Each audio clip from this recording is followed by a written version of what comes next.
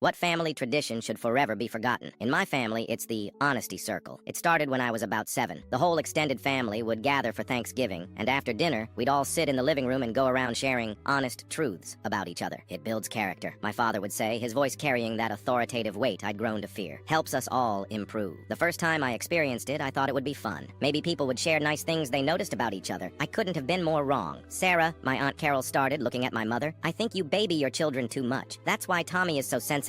I watched my mother's face flush, her hands tightening around her napkin. I was Tommy, the sensitive one they were talking about. David, Uncle Frank directed at my dad, you've put on quite a bit of weight this year. Marlene can't be happy about that. And on it went. Each year, the circle would happen, and each year, I'd dread it more. When I was 12, it was my turn to receive. Tommy, my grandfather said, his voice gravelly from years of smoking, you need to toughen up. Boys don't cry over losing games. I had cried after a baseball game the previous summer, just once. But apparently, that was enough to warrant public shaming at Thanksgiving. I don't cry anymore, I mumbled, staring at the carpet. Speak up, my father demanded. If you're going to defend yourself, do it with conviction. I looked up, meeting his gaze. I said, I don't cry anymore. My cousin snickered. Yes, you do. I saw you last month when you fell off your bike. The laughter that followed burned into my memory. As a teenager, I started creating defenses. I'd prepare mental notes of comebacks, ways to deflect the criticism. By 16, I'd perfected a mask of indifference. Tommy, my aunt began during my junior year, I notice you haven't brought any girls around. Are you know? The room fell silent. My father shifted uncomfortably. Am I what, Aunt Carol? I asked, knowing exactly what she was implying. Well, different? I forced a laugh. No, I'm not gay if that's what you're asking. I'm just focused on school. The truth was, I had stopped bringing friends home years ago. The fear of subjecting them to my family's honesty was too great. When I left for college, I stopped attending Thanksgiving altogether. I'd make excuses, too much schoolwork, a part-time job, anything to avoid that circle. My mother would call, her voice a mixture of disappointment and understanding. We miss you, Tommy. The family asks about you. I bet they do, I'd reply, probably running out of people to criticize. She'd sigh. It's just tradition, honey. But last year, something changed. My youngest cousin Emma, only 10 years old, was subjected to the circle for the first time. My uncle had recorded parts of it to send to the family group chat. Emma, my grandfather's voice crackled through the phone. You're getting chubby. Girls need to watch their figure. I watched the video, seeing Emma's face crumple, tears welling in her eyes. It was like looking at myself 20 years ago. I called my mother immediately. This has to stop, I said, my voice shaking with anger. This isn't honesty, it's cruelty disguised as tradition. To my surprise, she agreed. I've always hated it, she confessed. Your father insisted it was important. We talked for hours that night.